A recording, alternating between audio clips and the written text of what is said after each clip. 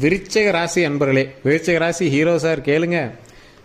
இந்த ராசிக்கு மட்டும் ஒரு விஷயம் சொல்லிட்டு அது நடக்கலை அப்படின்னா அந்த கமாண்டு கீழே இவ்வளோதான் திட்டுவாங்கன்னு தெரியாது, அந்த அளவுக்கு திட்டிட்டு போவாங்க. நல்ல விஷயங்கள் சொல்லியிருப்பாங்க, லைட்டாக ஒரு கெட்ட விஷயங்கள் சொன்னாங்களோ பயங்கரமாக திட்டிட்டு போவாங்க.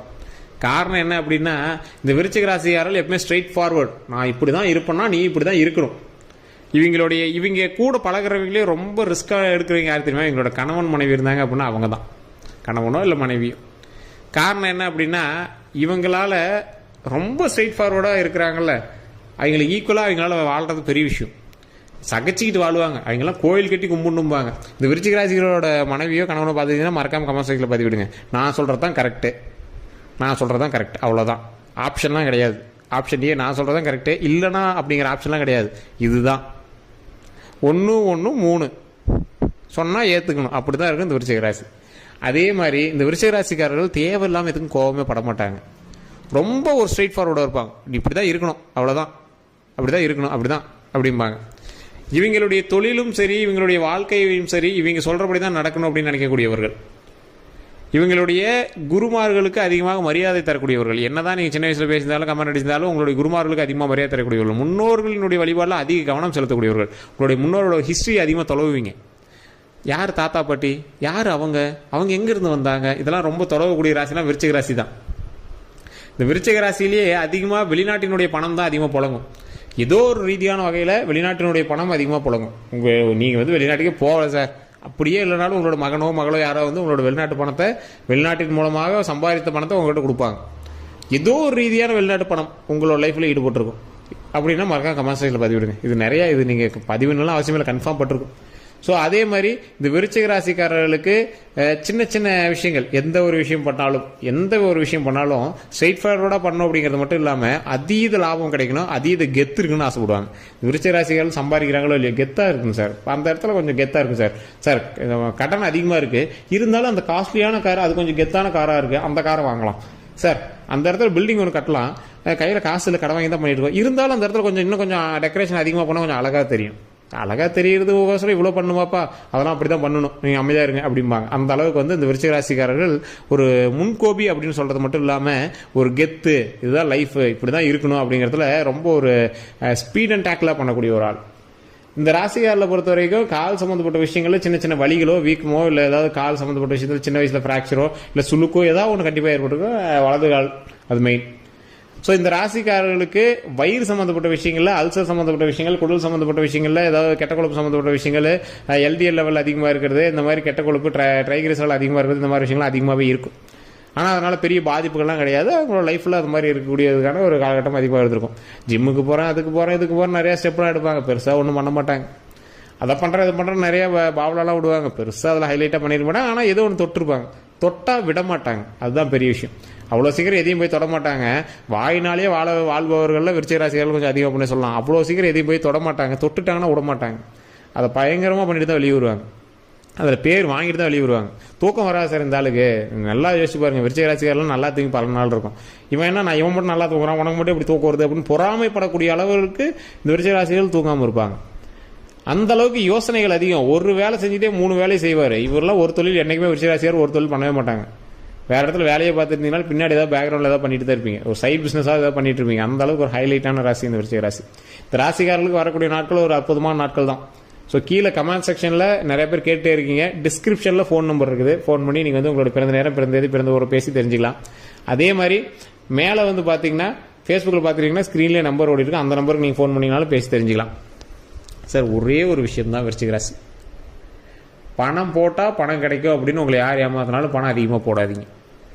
பாயிண்ட் 1, ஓகேவா? அடுத்தது, இந்த விருச்சிக ராசிக்கார நண்பர்களுக்கு பார்ட்னர்ஷிப் தொழில் என்றைக்குமே செட் ஆகாது, சண்டை போட்டுருவீங்க. அதான் சொல்கிறேன்னே, புருஷன் முண்டாட்டினாலேயே உங்களை வச்சு சமாளிக்க முடியாது, இன்னொரு ஆள் பார்ட்னராக போட்டாலும் உங்களால் சமாளிக்க முடியுமா? அந்த மாதிரி தான் இருக்கும். தேவையில்லாத வார்த்தைகள் நீங்கள் விட்டுருவீங்க. குடும்பத்திலேயே பாருங்களேன், உங்களுடைய குடும்பத்தில் சண்டை வரும்போது உங்களுடைய வார்த்தைகள் வந்து அதிகமாக கொஞ்சம் தெரிக்க ஆரம்பிச்சிடும். அந்த வார்த்தைகள் விஷம் மாதிரி தெரியும். அதான் தேல் எப்படி உங்களுடைய ராசியில் சிம்பிள் இருக்குல்ல, தேல், அது எப்படி கொத்தனா எப்படி விஷம், அந்த மாதிரி வந்து உங்களுடைய வார்த்தை வந்து விஷமானது, ரொம்ப கொடியது. சாதாரண கடவுள் விஷயத்தில் போட்டிங்கனாலும் ரொம்ப உள்ளே போயிடுவீங்க, வெறுத்திங்கனாலும் ரொம்ப வெறுப்பீங்க, மறுபடியும் கடவுள்கிட்ட போவீங்க, கடவுள்கிட்ட போய் வணங்குவீங்க. எந்த ஒரு விஷயம் வேணுமோ கடவுள்கிட்ட வணங்குவீங்க.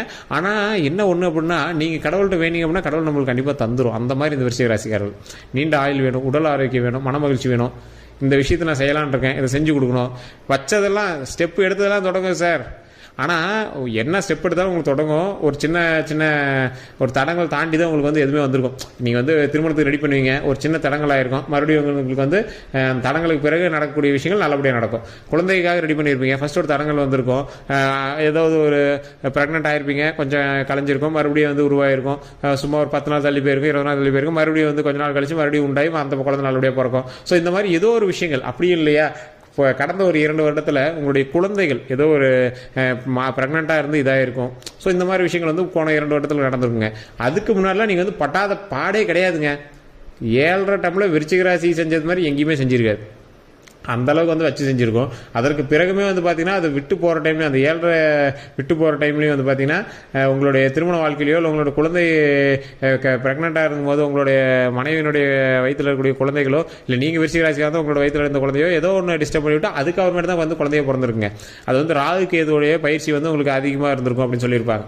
அதாவது பாம்பு காலு கடியில் போனால் எந்த பக்கம் திரும்பவும் தெரியாது இல்லை, அந்த மாதிரி ஒரு பயத்தோடையும் படப்படப்போடையும் பதட்டத்தோடையும் உங்களை வச்சுருந்துருங்க. அதிகமாக ஃபைலை தூக்கிட்டு உங்களோட ஃபேமிலிக்காகவோ யாருக்காகவோ நீங்கள் வந்து மருத்துவ ரீதியான செலவுகளுக்காகவே உங்களோட லைஃப்பில் அதிகமாக சுற்றி இருந்திருப்பீங்க. இனி வரக்கூடிய வாழ்க்கையிலேயாவது கொஞ்சம் சந்தோஷமாக இருக்கலாம்டா அப்படின்னு நினைப்பீங்க. இனி வரக்கூடிய வாழ்க்கை உங்களுக்கு மன மகிழ்ச்சியான வாழ்க்கை சார். வச்சு செஞ்ச வாழ்க்கையெல்லாம் தாண்டிட்டீங்க. உங்களை வச்சு அப்படியே கும்முடிச்சில்ல, கடவுளே ஆச்சரியப்பட்டிருக்கும், எப்படா இவன் இவ்வளோ தாங்குறான், யாரா நீ எங்கேந்திரா வந்த அப்படின்னு ஆச்சரியப்படுற அளவுக்கு இருந்திருப்பீங்க. இப்போ இதுக்கு மேலாம் ஹைலைட் சூப்பர், பிரச்சனைலாம் தாண்டியாச்சு, அவ்வளோதான். ஏன்னா கடவுள் வந்து உங்களுக்கு கற்றுக் கொடுத்துருக்கு. இப்போ இந்த நாள் வரை, இன்னைக்கு வரை உங்களோட லைஃப்பில் நீங்கள் யோசிச்சு பாருங்க, இந்த நாள் வரை நீங்கள் வந்து கற்றுக்கிட்ட விஷயம் எந்த நாள்லையும் நீங்கள் கற்றுக்க மாட்டீங்க. கடந்த ஒரு 10 வருடங்களில் நீங்கள் கற்றுக்கிட்ட விஷயத்த எப்பயுமே நீங்கள் கற்றுக்க மாட்டீங்க. நீங்கள் வயதில் முதியவராக இருக்கலாம், 70 வயசு 80 வயசு இருக்கலாம் உங்களுக்கு. ஆனால் இந்த கடந்த 10 வருஷத்தில் நீங்கள் கற்றுக்கிட்ட பாடம் நீங்கள் பிறந்ததுலேருந்தே கற்றுக்க மாட்டீங்க. அந்த அளவுக்கு வந்து உங்களுக்கு வந்து பாடத்தை கற்றுக் கொடுத்தது அந்த சனி பகவானும், அதுக்கு பிறகு வந்து ராகு கேதுவும். மன மகிழ்ச்சியாக இருந்திருப்பீங்க. ஆனால் நடுவில் எப்படி அந்த உடம்பு சரியில்லாமல் போச்சு, உங்களுக்கு என்ன இதுன்னு உங்களுக்கே தெரியாத அளவுக்குலாம் நீங்கள் வந்து இருந்திருப்பீங்க. யார் என்ன பண்ணான்னு தெரியல சார், அப்படி இருந்தேன் சார் அப்படின்லாம் சொல்லியிருப்பீங்க. உங்களுடைய கிரக நிலை அது ஒன்றும் சொல்ல முடியாது. அதற்கு பிறகு மாற்றங்களை கொடுத்து உங்களை உயிர் பிழைக்க வைத்து உடல் ஆரோக்கியத்தோடு மன ஆரோக்கியத்தோடு இன்றும் உங்களை இழுத்துக்கொண்டு நல்லபடியாக வச்சிருக்கக்கூடியதும் உங்களுடைய கிரக பயிற்சி தான்.